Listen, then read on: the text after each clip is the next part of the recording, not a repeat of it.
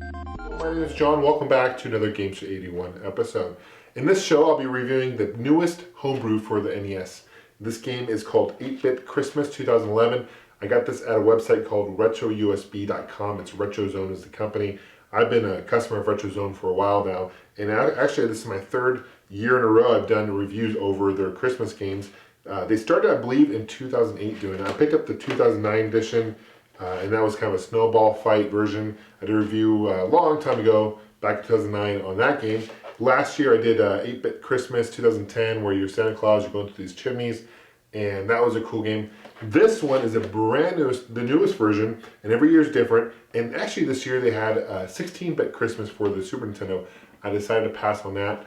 These games are only available from mid-November, or maybe early November to end of December. So it's a very limited run. I'm not sure how many of these they actually make, but it is probably one of the most unique NES cartridges that you will find, and it's one of my favorite kind of designs. It's pretty cool.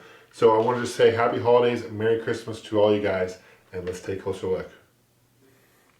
Here's the game itself. It does not come with any box. It comes with this transparent sleeve. The sleeve is actually thicker than most NES sleeves, and it's transparent. It says RetroZone. It's made to look kind of like the Nintendo logo, and it also comes with the game itself. The game is also transparent, and if you look carefully, you can see these lights here, and the whole idea is when you're playing the game actually lights up with Christmas lights, and it's pretty cool. Now, it's best to play this game on a top loader so you can see the lights. Now, if you're playing it in first version Nintendo, you're not going to be able to see it because the flap will be closed. So if you have a top loader NES, this is probably best to play it because it's cool to light up. And it's all the previous versions of Christmas, 8-Bit Christmas, do the same thing, and so does the 16-Bit Christmas. It does the same thing for the NES. This will work and compatible on all clone systems, which is cool. So if you have a clone NES, it will work on that. Any portable handhelds, NES portables too, it will work on that.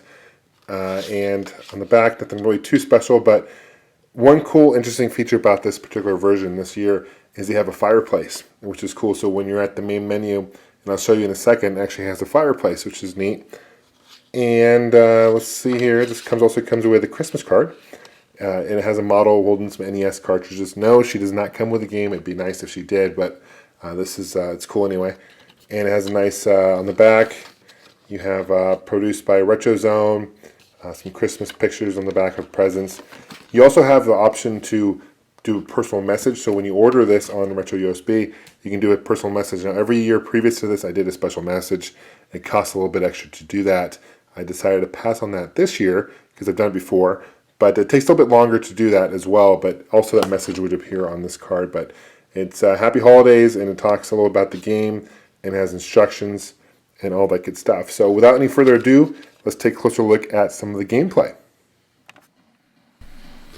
Here we have the main menu screen. As you will notice, the very top is a generic holiday message greeting from the creator of the game. As I briefly mentioned before, you can actually customize that message when you order the game. It's additional $8 to do that. The game retails for $39, so I really didn't see a need to spend the additional $8 to do that, especially considering I'd done it in previous 2 times before, but definitely a really cool feature that you're able to do that.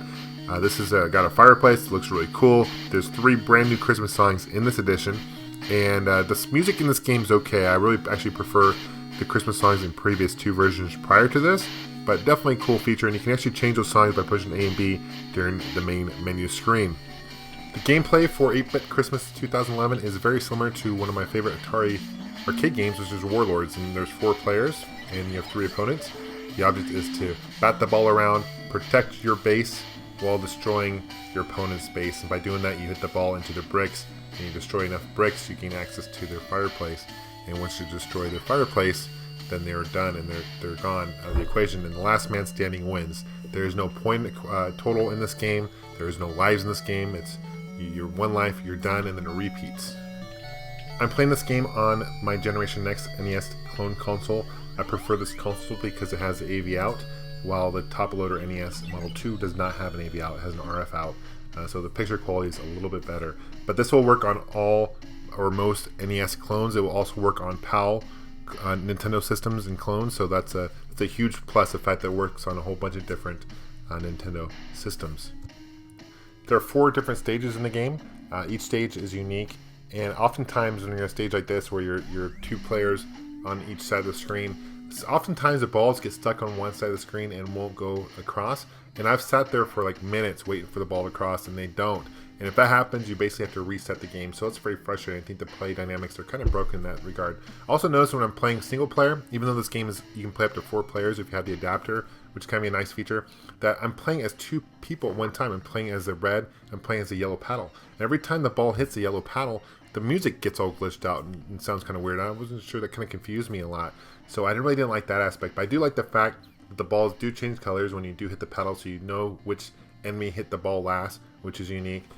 There are 2 different difficulty modes. There's normal, which you start off with 1 ball, and there's difficult, or hard, which you start off with 3 balls. Every time you kill an enemy, a new ball will appear.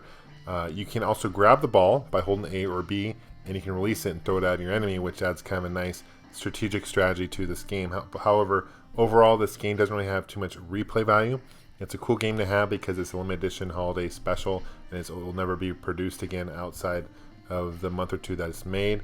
However, if you're looking for a game to play quite often, it's definitely not the game for you. Thanks for watching, guys. Happy holidays and Merry Christmas and Happy New Year. Take care.